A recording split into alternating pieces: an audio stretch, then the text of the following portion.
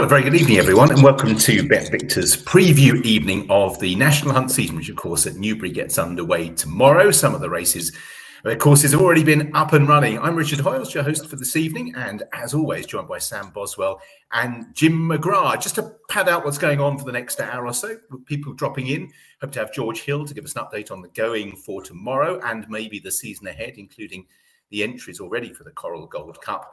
And James Owen, Gavin Sheehan and Jamie Snowden, the last two are BetVictor ambassadors, to talk us through their hopes for the coming season. Very good evening to you both. Sam, thank you for your continued support of Newbury, and you're supporting the card tomorrow. Yeah, looking forward to it. We've got some small fields, given the fact that perhaps the weather's not quite played ball, but I'm looking forward to it nonetheless. A couple of nice names in action, and fingers crossed we'll see some good action. Jim, I just deciding how to sort of start this evening, I was just looking through a few stats, and it had escaped me, actually, how much prize money Dan Skelton has amassed in this summer period. He's up to 800,000, which is $500,000 ahead of Paul Nicholls and virtually 800,000 ahead of Willie Mullins, who's hardly had a runner. Has he already pinched the trainer's title before everyone else is up and running?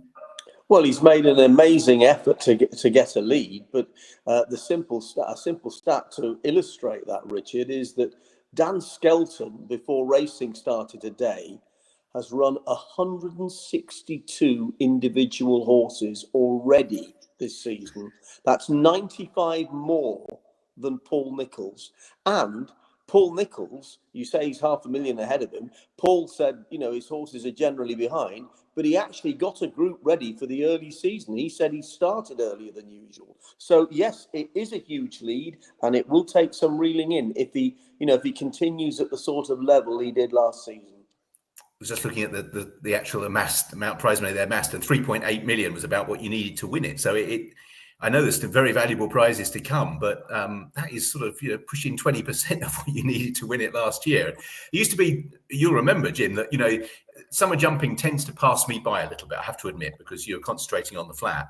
But the jumps title for the jockeys used to often be settled, and that's how Dan won it for Harry a few years ago, wasn't it? He sort of hit the ground running, and Harry was out of sight before everyone else really got up and running. And AP was the same when he used to win it.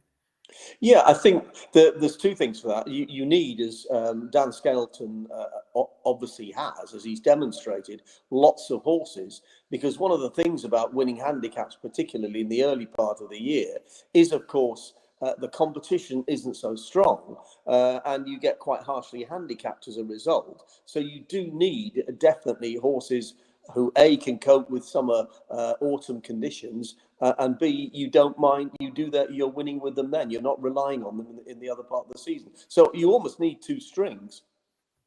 Yeah, Sam, we're going to drop in various prices during the course of the evening. You're actually betting on the jump trainer's title. It's a little bit of a tricky one because it has to go up and down quite a bit. So that's the only thing. You've got to time when you want to have a bet on this pretty carefully. But I'll give you sort of a range of the figures from the industry. Everyone's fairly in line, but it's sort of 5-4 even money Dan Skelton now, and that's just a shade shorter than Willie Mullins, who's sort of a general 6-4. Willie with one firm was, believe it or not, 5-1 when they first opened betting on this. And I managed to get a little bit of that myself. We weren't that generous, sadly. Yes, exactly. Why does that not surprise us, Jimmy? To be fair, I'm going to go and get my calculator out, because I know there's a few major prizes towards the back end, Grand National, etc. But Willie won most of them last year, and he still only just won it. And of course, the other factor, Jim, was Nicky Henderson wasn't around, was he, for the second part of that season, and that left the way clear for a few at the Cheltenham Festival, in particular, for the Irish domination to be even greater. Is the Irish domination, I remember you and I discussing this 12 months ago, and it sort of transpired that that's what we ended up getting. Is that where we are going into this season? Very much so. The point you made about Nicky, Cheltenham he had one or two run okay, but obviously the big guns didn't fire or weren't risked. He did have a big winner, a marquee winner at Aintree with Sergino. Nicky has a lot of quality in the novice chase division, particularly, as well, of course, hurdlers like Sergino and Constitution Hill. So he has got a lot of strength in depth. Paul says, his interview was in the Racing Post earlier this week, that a lot of the horses he's got are younger prospects that he's gradually been bringing on. But you only have to look at the classifications. I tell you what, I've got a quiz question for both of you. You weren't expecting this. Ignore Constitution Hill, who is currently the highest rated hurdler in Britain. No surprise there. But his rating doesn't come from last season. So who was the highest rated hurdler over any distance in Britain, trained in Britain last season? You can have one go each. Am I allowed to count? Does it count what's happened this year already? I would have possibly said. No, we're talking about what happened last season. Yeah, okay. I might have. Go on, Sam. You go first. I'm trying to think. Lucia was third, wasn't she, in the champion hurdle? That's kind of where my mind went straight back to. That was kind of I don't know. That just shows the paucity of quality. No, he is good in his own right, but when you think that Langadan is apparently better than. You take Constitution Hill, who only recorded 158 when winning his only start last season. Langadan 160, strong leader, the best of the stayers at 158. All I'm trying to do is emphasise the point, and I don't want to be negative because I'm sure we're going to have some brilliant racing this season, that at top level, England is very much struggling against Ireland. If you weren't aware of that last year, Cheltenham should have made you aware of it. The end of season ratings reinforce it. That's something we'll pick up on as we go through the evening. Right, time for our first guest, local George Hill.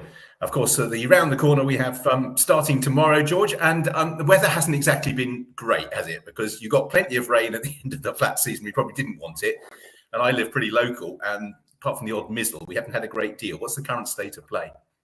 Yeah, good evening, guys. The forecast has been fairly accurate, actually. Last week, we have had pretty much zero rain. So in a strange way, it's been quite helpful, as well as being a lot of work for my team. It means we're kind of, in a sense, in control of what we put down. So in terms of irrigation amounts. So the going is split going at the moment between the chase course and the hurdle course. So the chase course remains good ground, and the hurdle course is good to soften places. Okay, so we're starting. You'd be pretty comfortable with where you start. How much water have you had to put on to get to that point? So last week we kind of started on Monday last week, straight after we had some gallopers, and Constitution Hill was one of them. We put down 20 millimeters last week, and then this week, which we finished this afternoon, between 16 and 18. So for this time of year, it's had that's quite a bit of water. You wouldn't want to put any more down, to be honest. And I don't feel the need to put any more down. I'm pretty pleased with where we are this afternoon. A lot of the West Country courses, and I'll just sort of include you in that bracket, have their feature races quite early in the season. So let's have a quick chat about the entries for the Coral Gold Cup, and of course the gallops morning that precedes it, because if conditions do remain quick at home, there's every possibility. You see, you've already had Constitution Hill, that he may well come back for a gallop prior to the fighting fifth. In the past, Nicky in particular sent some high quality horses. Yeah, that's right. Our Coral Gallops morning is on Tuesday the 19th of November, so only a few weeks away now. And I think, last year we had 18 horses gallop on the morning, including the eventual winner, That's All Right, Gino. And I think we'll have a strong lineup this year, looking through the entries and the trainers that I've been in contact with over the last week or so since the entries have been released. There is quite a few that are quite keen to come to Newbury and have a race course gallop. And so some of the other horses in the surrounding and supporting races over the weekend as well. So, and Constitution Hill, I think he would be very welcome, and I think the public and the press would enjoy seeing a public workout ahead of the fighting fifth. And just latterly on that, sometimes in the past it's taken some flack about, you should be running in races rather than the racecourse gallops. But in actual fact, this is a necessary stepping stone at this stage of the season to get them to those races, isn't it? It's not a replacement. It's just building up the preparation. Yeah, definitely. Obviously, with that horse, he's had, this will be his first run of the season, and it's been a while since he's had a run. Everyone knows what's happened, and I think it's, to have another gallop around Newbury and get him out would be good to see. And people have only got to wait till the end of the month to see him run up at Newcastle. And just finally, obviously, that is exactly the same day that you'll have the Coral Gold Cup. Are you pleased with the entries? They it looks typically competitive. Yeah, numerically we're down. We've got 37. We'd more this time last year, and then over the last 5 years, there's more numerically. But I think looking at the quality, we between Rob Haggai, Braid Manscane, top in the weights, I think it's a strong. The quality is there. It's a strong renewal in that sense. We got some interest and support from Ireland with our runners there, including last year's runner-up Marlin's Mission, coming to have another stab at it again. So look, I think the next entry stage will be fascinating to see, and there's a couple of races between now and the Coral Gold Cup weekend to take in before we see the final kind of declarations at the end of the month. But overall, looking at the quality between Ireland and England, numbers are down, but we've certainly got the right horses you would hope for. And just finally, you mentioned right at the top that the ground staff have been working hard to prepare the track. I mean, we all just rock up on race day, and everything's in the right place and the ground is as good as you can get it. Can you just sort of give us some idea of the quantity of work that goes into preparing the track, so when we do all rock up tomorrow, everything is as you want it? Yeah, look, I'm very fortunate. I've got a fantastic team. It's not a massive team, but it's a very good team at Newbury. We all work well together, but they have credit to them. They have really worked hard over the past 3 weeks, especially. It was only the end of the month we were trying to get our last two flat meetings on the 25th and 26th of October, which we got them away. And we basically have 11 days to turn a flat track into a jumps track, as well as host a gallops morning Monday of last week. So they've worked incredibly hard. We haven't had a drop of rain. It's meant we've been watering not far off daily, or at least 5 days a week, as well as setting up a jumps track. And there's a lot of rail to move. There's a lot of fences to finish off, split rails to put up, hurdles to go in, wings to go up. There's a lot of movement on track that I suppose people don't see behind the scenes. And to be fair, walking the track, I said to the team this afternoon, you should be proud of what you've achieved over the last 2 weeks, especially because the track looks fantastic, and we're very excited about getting going tomorrow. Excellent, George. Thanks for your time. I'll leave you because I know you've got an early start tomorrow as well. But thanks for that, and well done to all of the staff. Because I say, I sometimes walk around after racing or the following day, and it's amazing the amount of rail that gets moved on a regular basis now. And I think we all underestimate, how labour intensive that still is. Yeah, no, they've done a great job, and I'd say it sets us up great for a season opener tomorrow, and then we'll look forward to the gallops morning and the following week. So. Brilliant. Thanks very much indeed, George. Have a good evening, and we'll see you tomorrow at Newbury for the commencement of the season. Brilliant. Look forward to it. Thank you. That's George Hill, clerk of the course at Newbury. Before we welcome in our first guest, Jim, just a quick point about the Coral Gold Cup. Entries are out. As you say, it's George said, the numbers are down, but the right sorts of horses. You mentioned we don't have that many this side. It's not traditionally a race where the Irish either have a good record or bring over bucket loads of them. They've gone close in recent seasons and won it a couple of times, but this is a chance for domestic horses to potentially bag a big prize before the big guns come out. Yeah, I mean, Willie Mullins in particular. He has won it controversially many years ago with a horse. There was an ongoing legal case about a subsequent veterinary, shall we say, irregularity. But Willie traditionally doesn't start until this weekend in Coral Gold Cup weekend in Ireland. Certainly in recent years. So maybe it's not top of his list, but. No, they haven't won it, but there have been runners. Obviously, the runner-up last year was Irish trained. Henry de Bromhead's had runners. I think there are 5 or 6 runners in this time around. I should know. Why am I asking you? But there's, as you say, there's 37 entries in total. They're headed by a Hoiles, who I gather isn't likely to run. He's more likely to be going to the Betfair Chase, who at 169 is the highest staying chaser in Britain on official ratings. So, thereafter that, you've got Braidman's Game and Royal Pagayan and obviously some of the younger horses. Chianti Classico, who's already confirmed his well-being. He went up, I think, was it £4 for winning on Saturday? So he's rated in the mid-50s now. Stay Away Phase in there. I don't know whether he's going to take part. Promising Staying Novice of Paul Nicholls. Grey Dawning's in there, but he's less likely to run.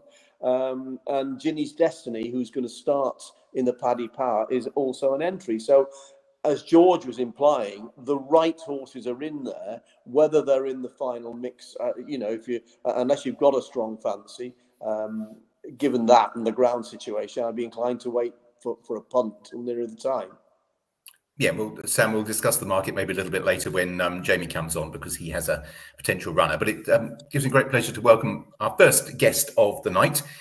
I was looking at some stats for James Owen. James, good evening, first of all. Nice to see you. Good evening, everyone. Yeah. I was looking at your stats, and of course, you sort of emerge out of nowhere with winners left, right, and centre. But for those that are sort of feel you're an unfamiliar name under rules, I think it's probably important to paint your background a little bit more, because whilst under rules it was new, you've been around horses for a considerable period of time with a slightly different sort of angle. Can you fill us in of how you've got into training? Yeah, so basically our racing background has been point to pointing. I was originally an amateur jockey, point to pointing and Arabian racing. I rode as an amateur doing that, and then we trained doing those as well, alongside a very successful pre-training business in Newmarket, where we pre-trained a lot of good horses for all the big trainers in Newmarket for about five or 6 years, which went very successfully. During COVID, it was a bit up and down, so we decided to start license part of the yard and give it a go. Yeah, Jim was actually. Jim, perhaps you can bring in about the pre-training thing, because we were talking, James, just before you came on, about the number of horses that Dan Skelton's already run, for example, 160 odd, and how there are plenty of, in Newmarket where you do shunt lots of horses in, with you having done the groundwork. And Jim, that's becoming increasingly prevalent, isn't it? Pre-trainers are becoming important. Lots of people who started out pre-trainers are now making successes of being a license holder.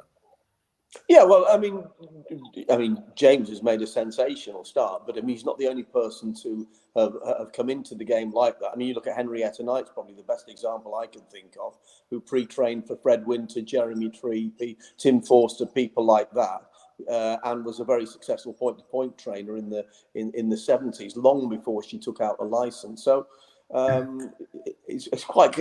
James hasn't just done that. There's obviously a wealth of experience in and around you as well. Yeah, we've got a very good team, and we were an 84 horse yard before we started training. So when we started training, we only started with 10. Wow! So we had the setup there. So from the office to all the staff to all my my head team, I had my amateur jockeys there ready, that were riding the Arabs and riding my pointers. So basically, we've just grown that team, got a few new heads in. Basically all the pre-trainers are gone. The only pre-training we do now for ourselves, and which we're delighted about, and we're up to 82 horses in training now, and mixture of flat and jump, probably a little bit more flat, considering I only wanted to train jumpers and keep the pre-training going. When we started running flat horses in January, the pre-training, I became a competitor rather than a supplier. A supplier, exactly, yeah. and just before we move on to some of those horses, James, what's the main difference? Is it a sort of the buck stopping with you? The financial security. What's the main difference in taking out a license from how you were operating before? The main difference is probably you're dealing with a lot more people. Obviously, when you're pre-training for trainers that you only have to, you speak to the trainer. If you've got 10 with you, you speak to them about all those 10. So you speak to them once and that's done. If you've got 10 owners, that's 10. There's a lot more speaking to people, that's what I found hard, and I'm trying to get more people around me to help me do that, to keep up as I grow, and which we're getting there now. And again, Jim, that's something that's underestimated, isn't it? One of my racing heroes, I think, is probably Richard Hannon Senior, because at one stage, I mean, he had 150 horses, and I don't think there was a major owner in the yard. At least, James, you've got the Gredley family who hold a decent percentage. But how on earth you communicate with that number of owners? I have no idea. And keep them happy and buy the horses and pass them on. So yeah, it shouldn't be underestimated, the communication side of the business. I don't know if you did it in the olden days, because now with WhatsApp, but in the olden days it must have been all phone calls, and it must have been forever on the phone and not training your horses. Yeah, I mean, Jim, how much do the Easterby's keep you informed about your horses? Were you on the phone or whatever? It's a very valid point, isn't it? Now that you send pictures of work and videos and things like that. I mean, it's moved on at pace, but the obligation can still be very time consuming. Yeah, you're right, but every operation is different. I've had horses. I haven't had any horses in training for 4 years, but I've had quite a lot over the years. And I would say, Mark Johnson was vastly different to Richard Fahey, vastly different to Peter Easterby. Mark and Richard are excellent communicators. Peter Easterby didn't ring very often, but it was either with good news or bad news, and he was very direct. Mark Johnson, you can ring any time of the day the office is open. Everything is logged, the way the horse works. So you didn't need to speak to Mark. So you write, it's Jim McGrath. How did my horse run last week? 150, 200 horses in the yard. And whoever took your phone call, one of the team, would look at the log and say, blah, blah, blah. Do you need any follow-up from Mark or whoever the assistant was there, Jock Bennett, et cetera, et cetera? And then if it was something important, they would in turn call you. But if you just wanted to know how your horse was, somebody would always tell you. So, James, let's get down to the horses, but I think I should start by asking about Wimbledon Hawkeye before we move on to the jumpers.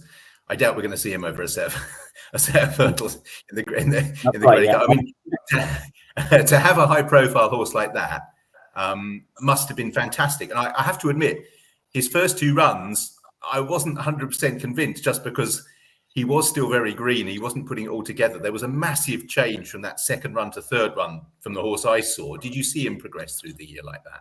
No, yeah, 100%. I saw him progress. Probably the first two runs is probably partly me as well. I was learning on the job as well. So, he progressed massively for those first two runs.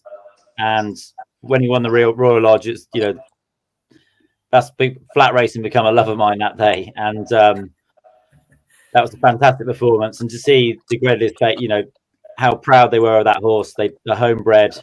And he in the Futurity, he finished third, but I thought it was a great run on ground that he didn't like at all. He showed he's got a good attitude, kept going, and he's come out of the race well. And he's got a lot of developing to do, and I think he's very exciting for next season. Yeah, what were your initial thoughts of the way he might progress, particularly distance-wise next year? I think he'll improve the further he goes with pedigree and just the way he's raced, hit a flat spot, always finished strong through the line in every race he's run. So I think the further he goes, the better. So hopefully he could make up into, hopefully can make him into a Derby horse. You've also had winning 2-year-olds, but we're looking forward to the jump season. And it is interesting that you mentioned that the Gredleys, and obviously they're homebreds, they do seem to be taking an increased interest in, Jim will remember the colours with user-friendly, largely flat-based, but All Mankind a few years ago, obviously, Burdett Road for yourself. And I seem to be seeing a lot more novice hurdlers, juvenile hurdlers in particular this year. Is that fair? Is that you managing to convince to send a few more jumping? Yeah, it's not me convincing them. It's Tim. Tim loves the jumping. He would love a Cheltenham Festival winner, and that's the aim.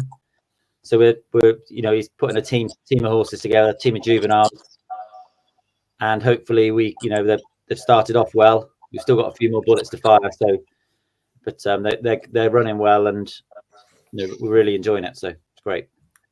So throw another couple of names, because obviously you were denied the opportunity with Burdett Road in terms of that Cheltenham tilt. I mean, he's been fine coming back on the flat. Where does he sort of fit in? Is he going to go back jumping? Yes. So he took a while to come back, to be fair, after that. He just had a slight foot issue. He's done well his last 2 runs on the flat, actually probably career best runs. And he will go, he's in the Greatwood. He'll go straight there. He's in good order. He worked this morning, school tomorrow, goes to the Greatwood. I think he's well handicapped.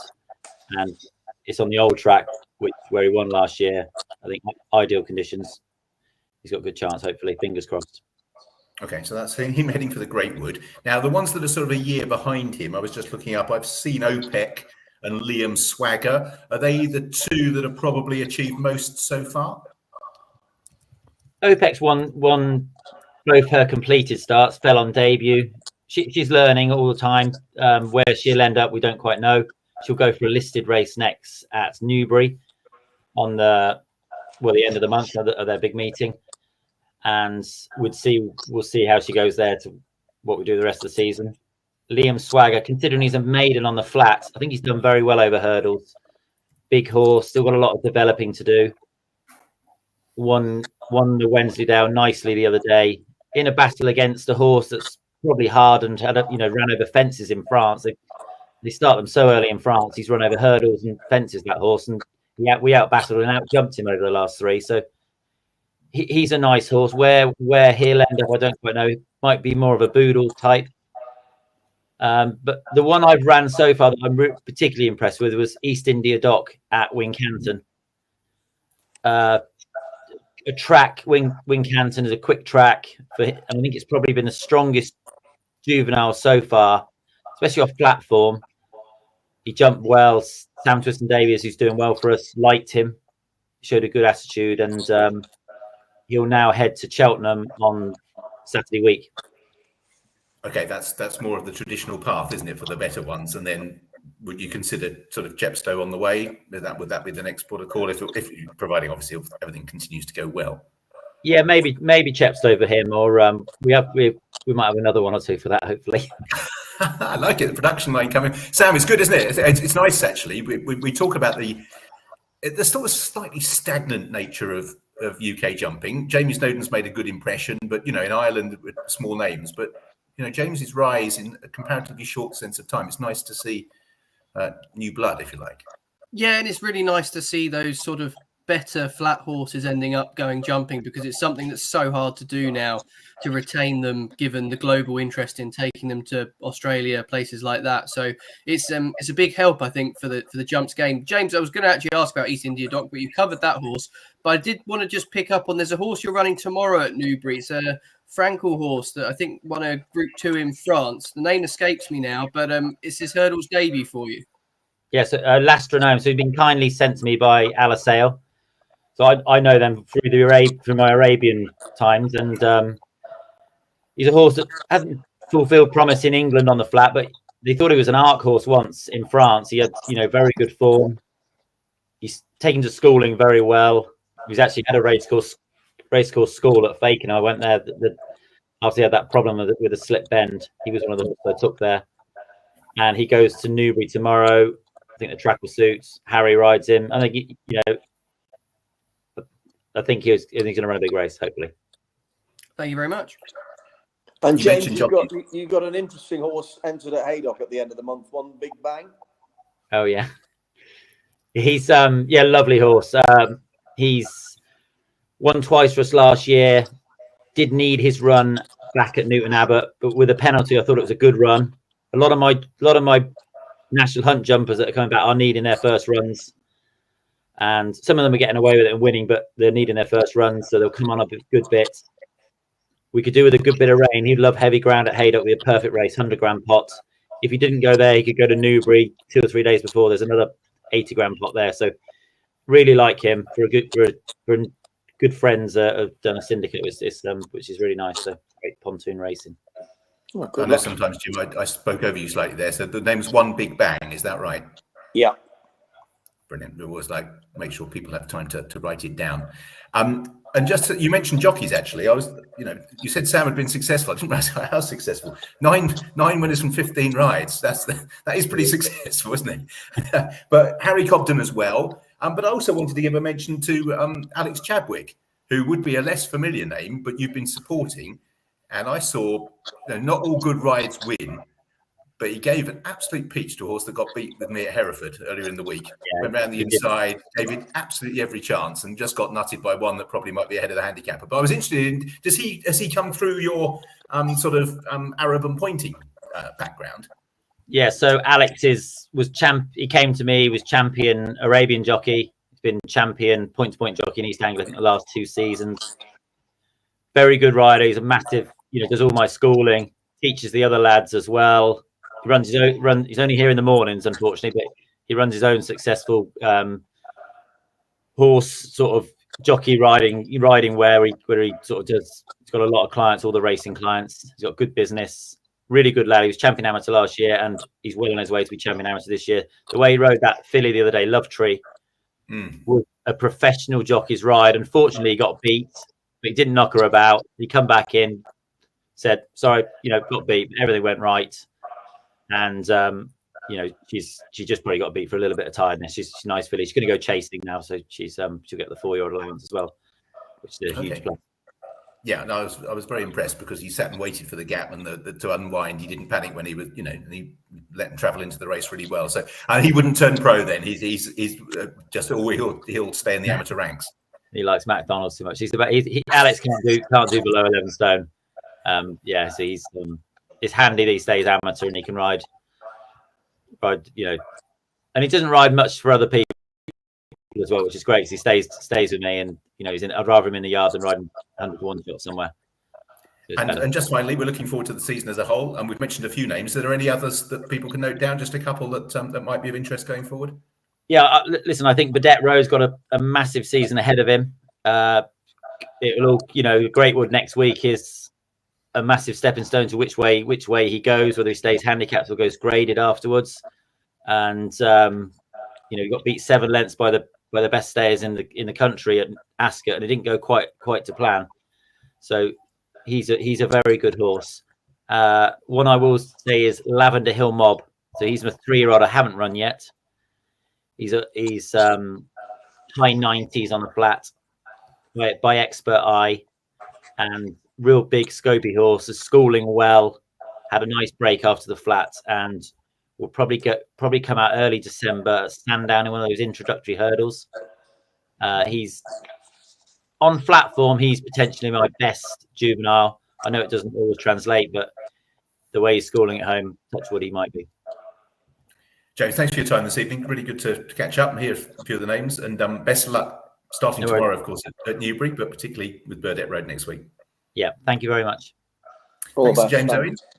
Yeah, really interesting there. Sam's point's an interesting one, isn't it, Jim? You and I go back far enough to remember, your Crebensises and your Royal Gates and your really good ones that went jumping. That just doesn't happen for the reasons that Sam mentioned. But it's had a bit of interest, really, with the Gredley Silks appearing regularly with the younger horses. Because, as you say, there's it's a Frankel tomorrow, Expert Eye. They're not your slow National Hunt sires, are they? No, I mean, anything with quality, there's such a strong market for that. It's understandable. Sam mentioned Australia, which is a big market at the moment, but you go back. I know people go, "Oh God, gone back to all our yesterdays," but racing has changed enormously. 40 years ago, we were just, there was no Dubai. 10 years ago, even there was no Saudi. They're big markets. America's always been there. Horses have always been sold there. And to a certain extent, horses have always gone to Australia. Belldale Ball being one that was with Bill Watts, went and won a Melbourne Cup over there, sold to go and do that a long time ago. But the Australian market in recent years is very, very strong, with people wanting horses to race over there. So, yes, why keep it over here hurdling where there's more risk of injury and there's much better financial reward if that's what you're after. But so to see someone like Tim Gredley, whose father is not exactly short of money, but have his love. Tim has got a big background in show jumping and eventing. He's been around horses all his life, so it's great that his enthusiasm for jumps, because his father obviously has a great love of the flat, and they combine together and they've got lots of runners. Yeah, no, that's certainly interesting. And just to tip away, I didn't ask about all of James's horses, but he's got runners tomorrow at Newbury, Ludlow, Southwell, and Chelmsford. Yeah. All 4 venues. So it's clearly a pretty busy time. So thanks to James Owen. And we're going to move straight on to our second guest, actually, a man who was here 12 months ago. And it proved pretty prescient, really, because Gavin Sheehan was going to go on and ride That's All Right, Gino, to win the Coral Gold Cup. And I'm pleased that it's always really reassuring when I check the results during the course of the afternoon, Gavin, to find you had a 22-1 winner right at the end of the card at Chepstow. So thanks for coming back so swiftly. And that was good for you. Yeah, no, very good. It looked like I was out of my depths more or less the whole race. So yeah, it was nice to bag a winner there. 22-1 and won the bumper as well, which is a smart horse. Excellent. That's really good news when things go your way. Fill us in on the last 12 months, because it was pretty successful, wasn't it? I mean, last season was very good to you. We'll have a chat about the day on That's All Right, Gino. But I was just looking at the numbers. You only just shy of a century. So, and you started well this year as well. Yeah, no, cracking start to the season. Last year was brilliant, and if I could match that, it'd be great. But you're always trying to better things, and hopefully we can better it and get the century. Well, obviously we're here, on Newbury's behalf in a way, and so we should start by talking about the day that That's All Right, Gino won the Coral Gold Cup, the biggest race of the year here, and it was a very, say, brave ride in a way, but I think we all probably forgot how unproven the horse was at the trip, but you rode him very confidently.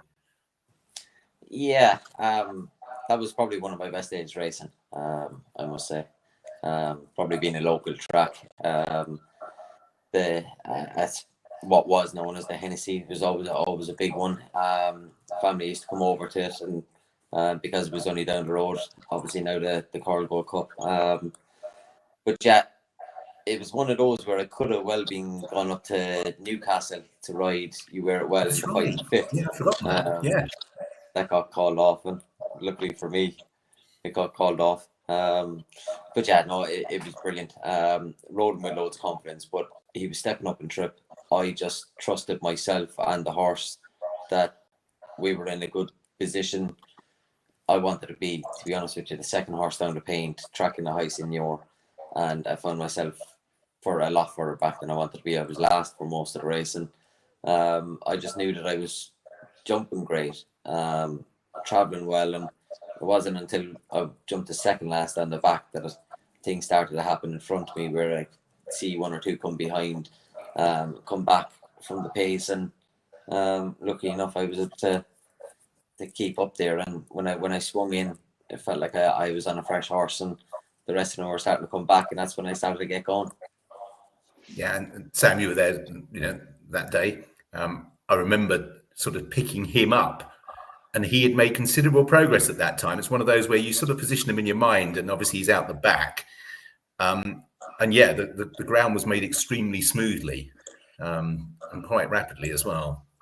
Stylish, I think, would have been the word. We'll give Gav plenty of praise for it, give him plenty of stick, but stylish. Luke Harvey was giving him plenty of stick, actually, because it was almost quite a similar creep and weight ride at Chepstow today, Gav. Not that same class of race, but yeah, it was a very patient ride, well rewarded. While we've got you, Gav, actually, I felt like it might be quite good to just ask about one of the other trainers you ride for. We all know your association with Jamie by now, but Ollie Signy's provided you with some good winners recently, a bumper winner today and at Cheltenham's October meeting. It feels like he's obviously growing his string and sort of getting the better quality in at the younger end of his sort of horses now. Yeah, they're probably his two nicest horses. And the Block Rocket Beats, he won at Cheltenham, and he won impressively. I would have fancied him anywhere else. Only going into Cheltenham, you never really see a bad bumper at Cheltenham. I know the skeleton horse was very highly regarded, and he wasn't too happy afterwards, Harry, when he got beat. But I really like him. Ollie's done a great job with him, and yeah, I wanted him to go a couple of weeks earlier on a false last, and he waited for Cheltenham, and I think we might actually go back to Cheltenham and go for a listed bumper there, the Paddy Power meeting. But yeah, the horse today, it's Gino, come from Tom Ellis, won a point bumper. A bit workmanlike at home, You know, I worked him down in Salisbury Racecourse, and he didn't do anything flash, but he's actually by the same sire as That's All Right Gino. It's Gino, yeah. So, yeah, look, they're very exciting horses. I schooled out Block Rock and Beats this morning. He jumps well. I'd like him to go down the hurdle route ASAP, but I don't think it's any harm to go for bumper, listed bumper at Cheltenham and see what we have under the bonnet. Because I still felt like I had a little bit more left in the tank at Cheltenham the last time. We're going to have Jamie on after you, so I won't sort of overlap with many of the horses. But actually, just picking up on what Sam was saying, a man who came from a very similar background to Jamie, in the sense that I first came across him riding in amateur races. I know sadly he lost a horse at Hereford on Tuesday, but he's having more runners. Billy Abrahamian. He's got a lot more horses, it would appear, this year. Is he beginning to sort of pick up and find support? Because again, he was came through that Grand Military Gold Cup sort of thing. Yeah, no, similar enough. He was actually showing me his replay there the other day of the Grand Military race that he won for Nicky Henderson. He got that with it there. But yeah, no, he's very nice, very straightforward to work for. He's always very happy and very enthusiastic about the game. And, hopefully he can keep getting support, because we need young trainers like him to keep coming in and keep getting the new horses and keep providing me, to be honest. More winners, but he's got a few nice horses. He does well. Paul Webber's after retiring and he's after getting a few of his horses, but Paul's still going to help out as much as he can, and hopefully Billy can keep on progressing, because he's obviously done a bit of time with Nicky Henderson, and he knows a good horse as well, and hopefully he just needs the backing and support to come through the ranks. Yeah, Jim, that's the difference, isn't it, these days? The strings are bigger, the money is centralised in greater places, and it's quite hard for people starting out. So it is quite nice to be talking at the beginning of the season about a few new names who are beginning to make some progress. Yeah, absolutely. I mean, Gavin was saying it's that he's made a cracking start to the season. It would be unfair not to mention also, with regard to him, Lucy Wadham's team are going well. You rode a nice winner for her at Carlisle the other day, didn't you? So, I mean, she's always had a few quality horses. Yeah, she's always done well. At Teresita, I should have won at the last race at Sandown, the end of the season, but we ended up tipping up the second last. But she's very good. She's a lovely woman to ride for. You'd always just enjoy your name down beside her horses, because you know that they're straight, they jump well, and it's you're going to get the best out of them that way. I rode that Pretending at Uttoxeter 2 weeks ago, and I got series spin off that. That's running at Wincanton at the weekend, actually. So hopefully I think that's in a 35 grand race. So hopefully that can win again. But yeah, she is a very good trainer. She always gets nice horses as well, and the big seem to get bigger, but we need the support for the smaller trainers, the ones that don't have 50 plus horses, and they're all the trainers that we mentioned there, Billy, Ollie, and Lucy. They're well able to do it. It's just trying to get that support and trying to get them better horses, and unfortunately their pockets probably aren't as deep as the other ones, but it just goes to show that they can train the winners. Yeah, I can add in who else supports you. Katie Price, Richard Hobson, he made good progress, didn't he? I think, did he also come from the pre-training background? We were talking to James Owen earlier. It's interesting, isn't it, that is providing a development sort of program and presumably a bit of money to get you started. What about your season ahead? What are your personal ambitions? I know you just missed 100, and I know John Jockey's an injury and all of that. So, a fair wind and no crunching falls. Was that a sort of slight itch that was left unscratched last year, getting into the 90s, or are you not really a numbers man? I'm not really a numbers man. I had it in my head when I was getting up close to it, but it didn't bother me, because to me, once I can keep on building, every year is a stepping stone, and I just want to keep getting better myself. And trying to get more contacts and ride better horses.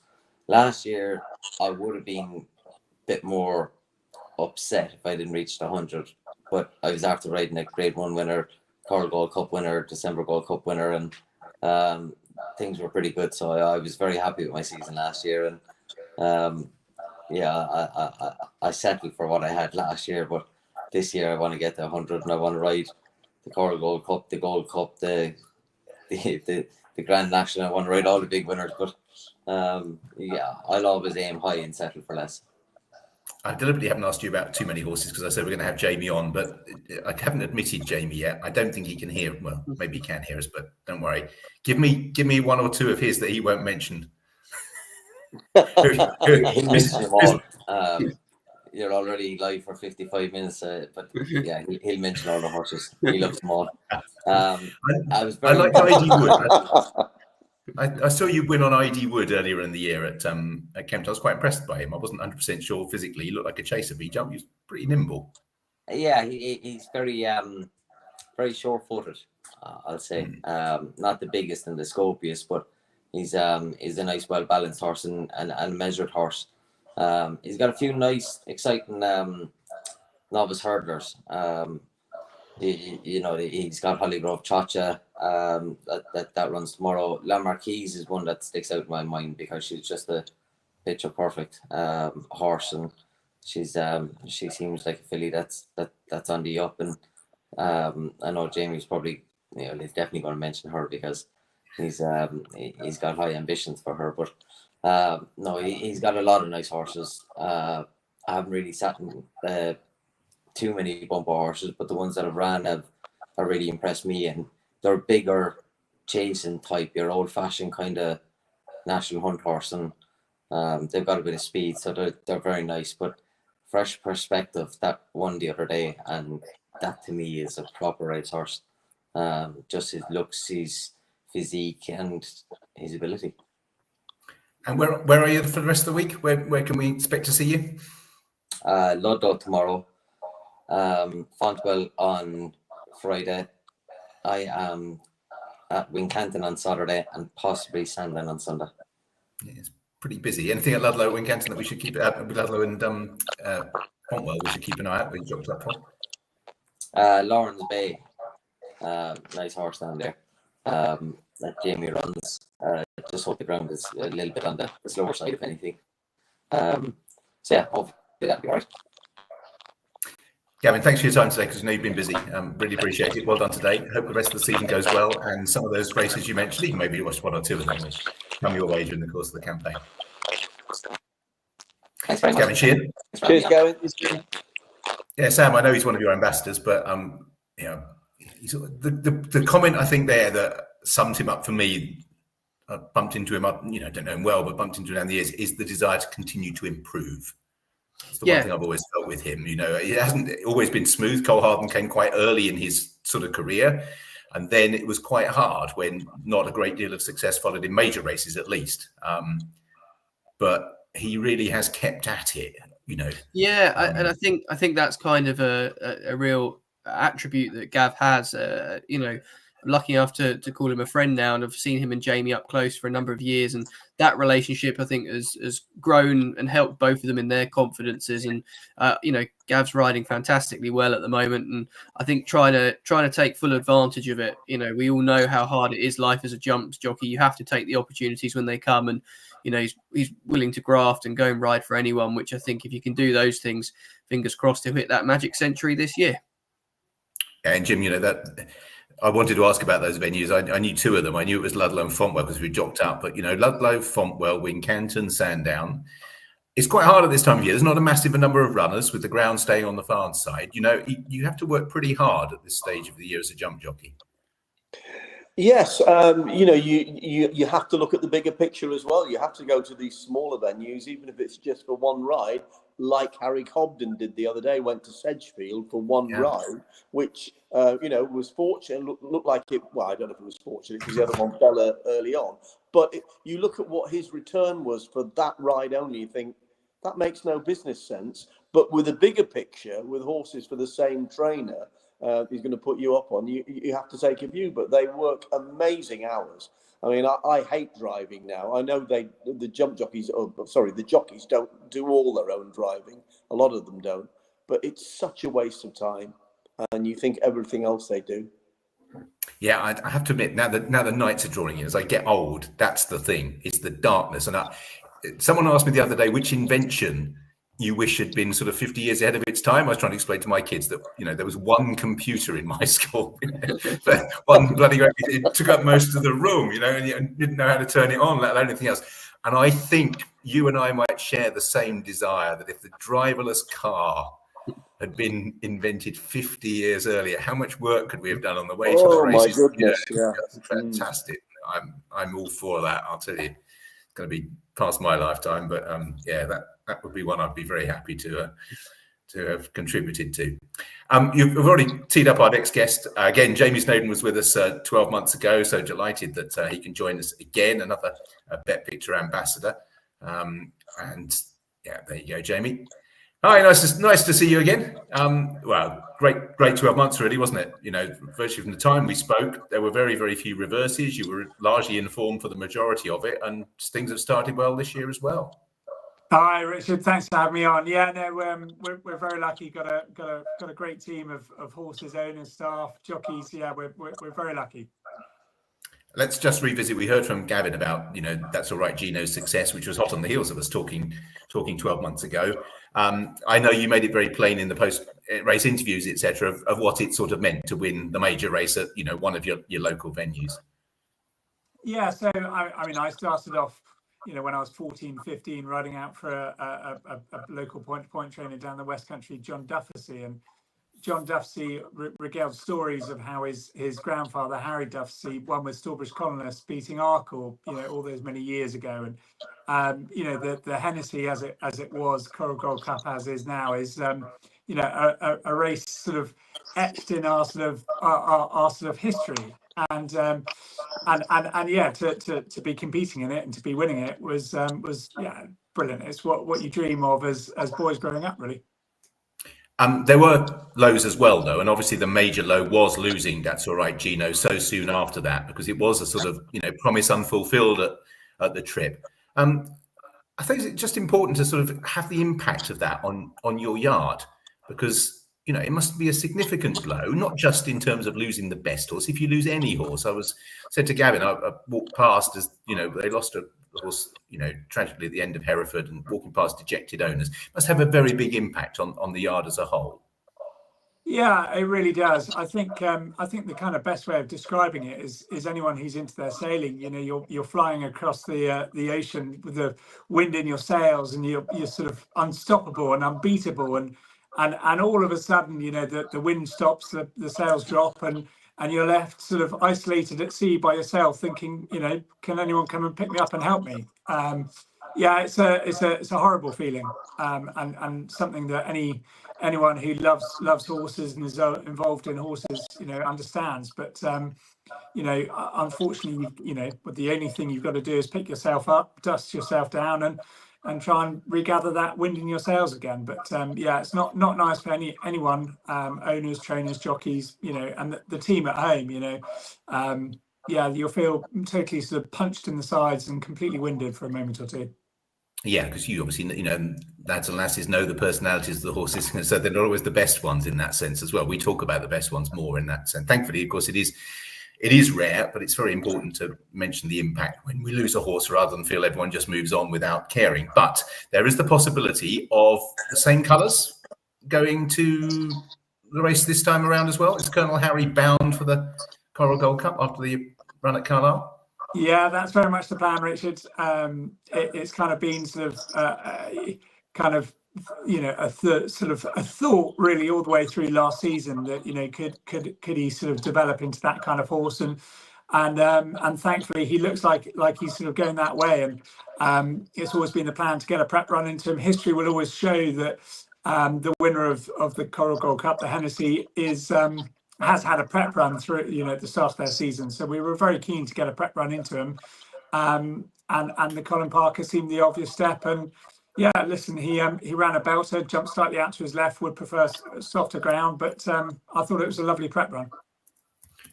Sam, I'm going to spring this on you slightly, but I'm sure you've got it at your fingertips. Whilst we're talking about the Coral Gold Cup, probably for the last time in relation to horses, can you just fill us in with, we've mentioned a few of the contenders, but what's the market looking like at the moment as you bet? Yeah, well, Colonel Harry was a little bit of a mover in our book. We were as big as, I think, 20-1 before that Carlisle run. We're now as short as 12s, puts him in third favourite.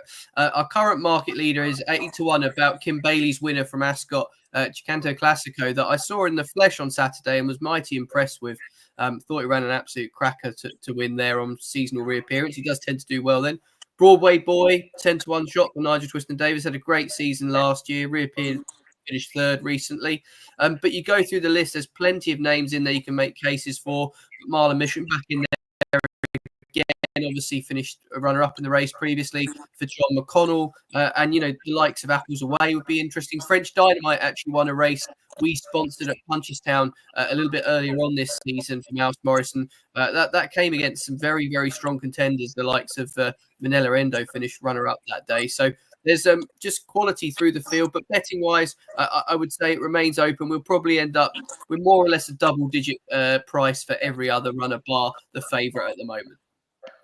And Jim, you'd have looked at this race down the years. I always sort of thought it was the opportunity for a second season chaser coming out of their novice ranks who possibly the handicap hadn't really been able to give a high figure to. You'd have been revolved around that sort of Trabolgan types, you know. Is that still valid, or is it now a little bit more exposed? No, I think your point is valid, but I think that these days there won't be too many trainers jumping up and down and saying, "Oh, I've got a very easy mark or very lenient mark after my novice season." Not too many second season chasers, particularly if they've run at the likes of the festival. But yes, obviously, what you're talking about is not a horse that's totally unexposed, but relatively unexposed. And of course, the big thing with Jamie, and it's interesting that he's been thinking about this for so long, because you look at the horse's form. I'm not saying on form he doesn't have a chance. Of course he does. I'm saying the horse has been running at 2.5 miles, and now we're going smack bang straight to an extended 3 miles, and yet the trainer seems fairly confident that could see him in another light. It's interesting. Yeah, so Jamie is stamina assured. So am I right in thinking he has followed the That's All Right Gino route along the way? Not exactly, but pretty similarly. That right from the word go. Is it Chepstow? Is that right? Yeah. He's followed his route even in his novice hurdle days, actually. So we're sort of hoping lightning can strike twice. That's right. Gino hadn't run over 3 miles prior to the Hennessy. He won a Grade 2 the season before. Very similar. Started off his novice chase campaign at Chepstow in the same race over 2 miles. We're sort of rather hoping that we can sort of head on the same path, really. Okay, let's have a chat about. Sorry, Jim. No, I think it's brilliant to have the confidence to do that, as you say, very similar to last year, but to be actually thinking that way, and you know, you're looking at a horse that's running 2.5, and under the bonnet, when he goes a bit further, to have the confidence to think, well, he's going to be an even better horse. Yeah, no. Well, let's hope that turns out to be the case. Let's have a chat about a few of the others, Jamie, and then you can fill us in with a few of the names we probably won't have heard on. First is You Wear It Well. Does she go novice chasing this year? Yeah, she's going to go to Bangor next week for a listed mares novice chase. She's jumping really well. She's got bags of scope. She's a lovely mare, big, strong, and hopefully she can really take sort of high rank in the mares over fences. Yes, so it's quite a good mares program these days, isn't there? Is there an obvious path that you can follow? Well, actually, Richard, the mares novice chase program isn't very good, actually. Oh, okay. No. The mares novice chase program, I think probably needs a bit of work on it. But certainly the mares chase program is good. But we might, as a novice, we might have to mix and match between mares and geldings throughout the season. Actually, I wasn't aware of that. I can't say I followed it closely. Everyone always tells you it's a very good program, don't they? So I suppose you agree it should encompass both. But it's I mean, obviously you're going to stick with her fencing, but it's always struck me that I think Magic of Light, I think, was a case in point. Who was equally adept picking between hurdles and chases, and as a result, were little money spinners because sometimes they're not the biggest fields. But I wasn't aware it was quite so tough for a novice. I know you've had that banger race in mind for quite a while. So what sort of ground would you be hoping for to start out? Just a little bit of good soft ground to be perfect. I think Banger was fairly soft there last week, so you'd like to hope that it's not too quick. Yeah, got good access to water there as well, which probably helps. So a couple of the older ones, Gar Law and the wonderfully named for a commentator, Git Maker. I really wish he'd been no good, Jamie. I'm really sorry, but but he is quite good. Where do those two head? So Garlaw obviously had a prep run at Chepstow at the start of the season. He's going to go back and try and win the Paddy Power again. He won it 2 years ago off a mark of 140. He's off a mark of 155 now. So he's got to step up to go and win a Paddy Power. But he's only an 8-year-old, and I think actually it's very easy for me to sit here and say it, but he's getting up the back of the hill gallop here in Lambourne far easier than he ever had done before. So hopefully he is improving. He ran a brilliant prep run when he was only about 85%, 90% fit. So yeah, hopefully he can go and regain his Paddy Power crown.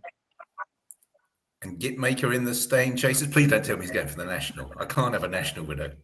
Well, I have to say that. I hope he does, Richard. Yeah, I think we're going to try. Obviously, he was second in the Kim Muir last year and third in the Scottish National. The Scottish National dried out.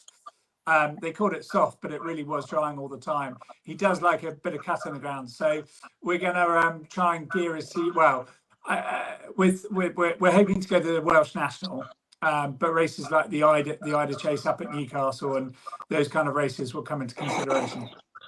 Yeah, Jim will remember the days when John Frankham used to be able to get away with saying all sorts of things on the morning line that now Ofcom would have you apologising for 50 times a second and erased from the ITV +1 schedule. So I can see them bleeping out Git Maker by the time we have a replay of the national. It's the way the modern world is. La Marquise was mentioned by Gavin, so I'm going to ask you about La Marquise first, and then about a few. Maybe you can tell us about a few of the other nice younger horses that we won't have seen yet. So, he suggested La Marquise would have a twinkle in your eye. Is that fair? Oh, she's an absolute princess. Absolute princess. Love her to bits. Always have done. She's an absolute cracker. She won 2 novice hurdles. 2 bumpers last season, and she was third in the Grade 2 up at Aintree. She jumps brilliantly. She won on her hurdling debut at Ludlow a couple of weeks ago, but that only tells half the story. She didn't have the best of luck throughout the race, and she did very well to get back up to win.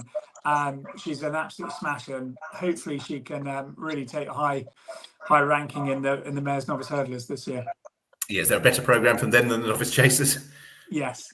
Excellent. And that would be that's basically the intention, is it? Just to sort of get some experience while gradually increasing in grade. Would that be the way you go? Yeah, I'd like to hope that she can go and win with the penalty, and then maybe go to Haydock. There's a 2-mile-2 listed race up at Haydock, and then perhaps onto the Jane Seymour at Sandown, and then hopefully onto the festival.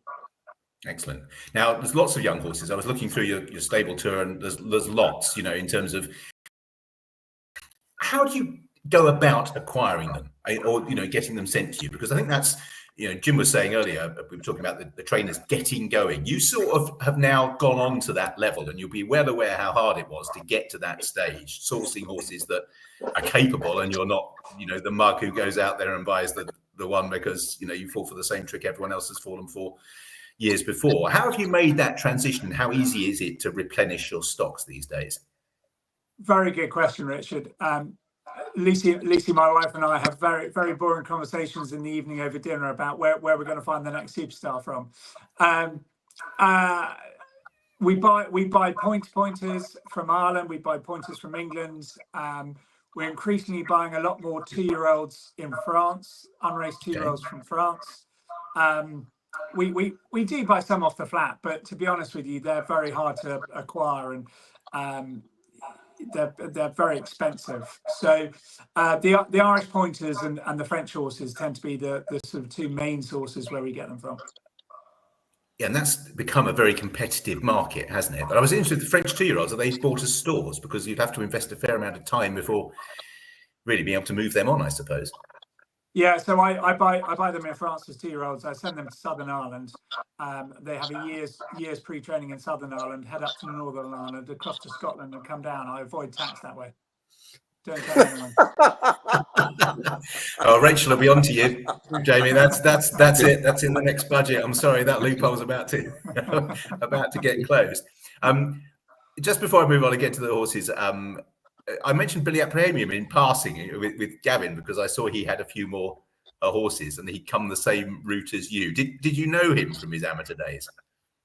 I did know him when he was riding as an amateur. I didn't know him in the army. I only did a short service commission in the army quite a long time ago. So where I spent most of my time at Paul Nichols's, believe it or not. But so no, I didn't really know Billy in the army, but I knew him when he was riding. Yeah, it's just interesting. He's a name that's having a few more runners, and Ollie Signey was mentioned by Sam as well. It's quite tough to break through.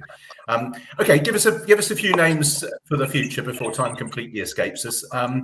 Horses that we might not have heard of that you're looking forward to running. So I think Wendigo is a very nice horse. He won two bumpers last year. He was second on his hurdling debut. He runs at Ludlow tomorrow in a £30,000 introductory hurdle. A lot of people are complaining about prize money here and there, but there is prize money. Ludlow put on excellent prize money tomorrow.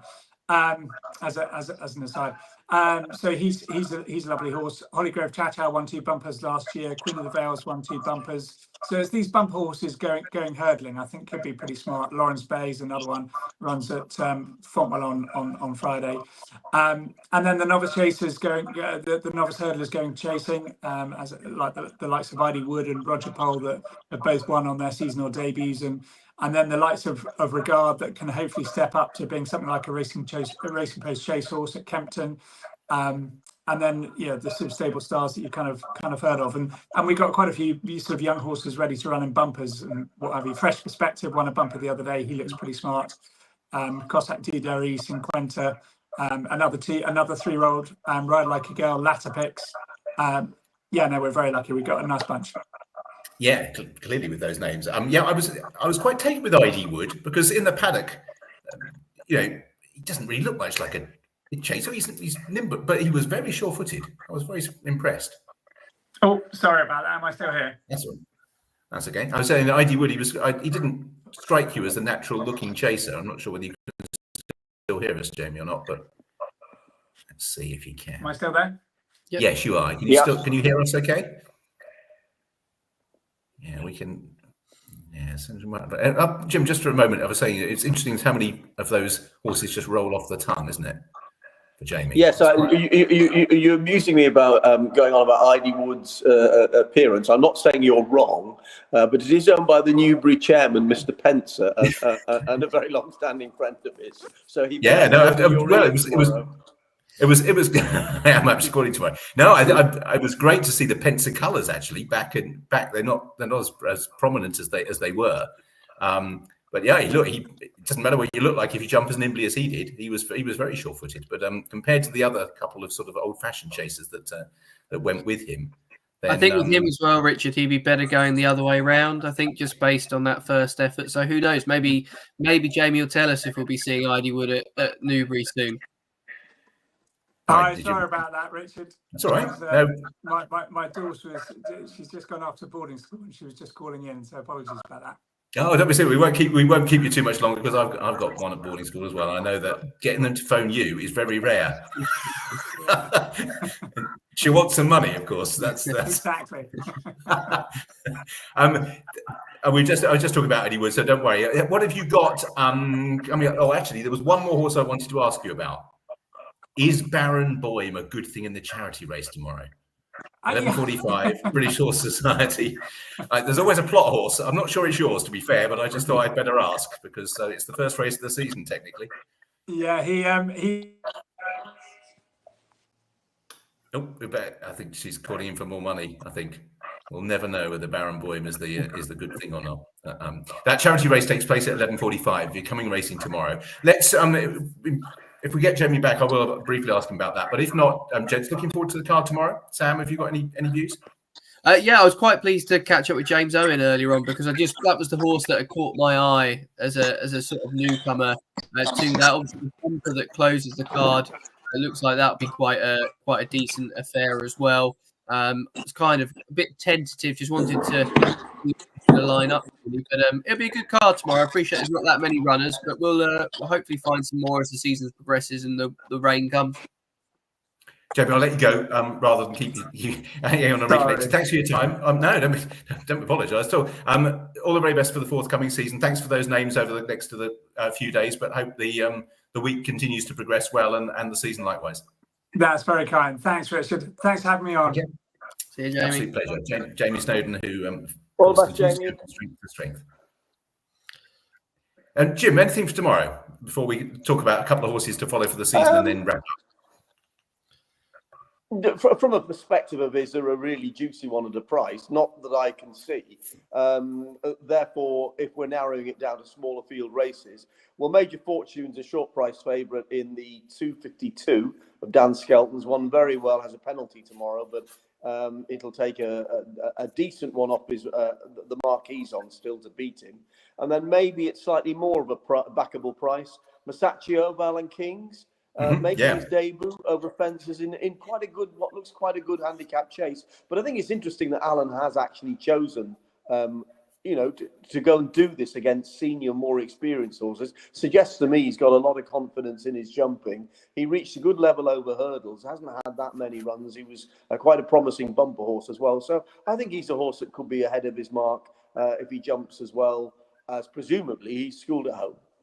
Yeah, he's a bonny little horse, actually. I saw him quite early in his career and he's stuck on very takingly. He's got a good attitude, and you're right, he looks a sound jumper. Nigel's too quite interesting there. High Treason, who also makes his chasing debut. I quite like the debutants, actually, both of them against the more experienced. So I called Schmilson, which is going to go off favourite, I think, in the 12:30 to victory at Wetherby. And it was a good turn of foot he produced. It was a steadily run race, and he beat that horse. Is it called Willie the Builder? I think narrowly. Two of them were clear, and Willie the Builder won the weekend at Wetherby as well. So he may still be capable of a little bit more for Ollie Murphy and Bo Morgan. So let's widen it out just to close. A few horses to follow right the way during the course of the season. They can be good. They can be at a low level. What have you seen so far? I'm gonna throw a curveball here, Richard. Okay, so I'm gonna give you two horses to follow.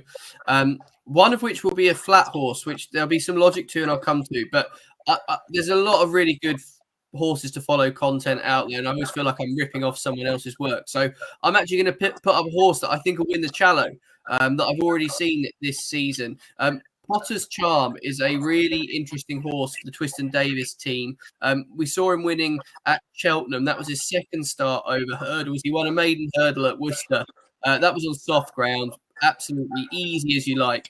He then goes to Cheltenham, and I don't think it was the deepest renewal of the race, which was actually quite nicely named after the fact that they announced the press room was being named after Alistair Down that day. So I was quite pleased it went to a local trainer.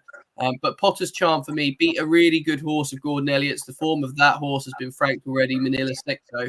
And I think actually this will be a really nice horse on deeper ground. If you go back to the bumper win at Fosslas, that came on absolutely bottomless. So I think the fact that Willie Twiston Davis afterwards mentioned that they were targeting the Challow, I can see that being right up this horse's street. And I think it will go really, really well. And the other horse I'm going to put up, it seems a bit perplexing, but the flat season this time of year, we were at Newbury for their 2-day meeting that George mentioned, did really well to get on. There was a really impressive winner for Rafe Beckett. I know he's had an awful lot of 2-year-olds win impressively, but that some more really got overlooked because it was Saturday afternoon on a busy day's racing towards the end of the card.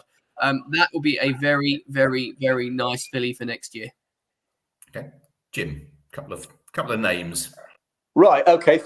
Pick three for you. Two from big yards. Big. Do we want these? But I think they are well handicapped. Jericho du Repene starts chasing off 135, and you can say, well, that's all he's earned, hasn't he? To an extent, yes. but the way he went through 3 of those races, we'll ignore Cheltenham Festival Run. He went much better than the opposition most of the way. Apparently, he schooled really well, so he's won. The next one is Paul Nicholls, who hasn't run yet this season, is in the Great Wood off a mark of 123. Cathal du Mathan, who has run twice, once in France for Arnaud Chaillet, won. He had a hood on that day. Didn't have a hood on when he made his debut for Paul Nicholls. He won at Huntingdon last January on the way to getting, hopefully, a campaign for the Boodles. But he had a minor setback, according to the trainer.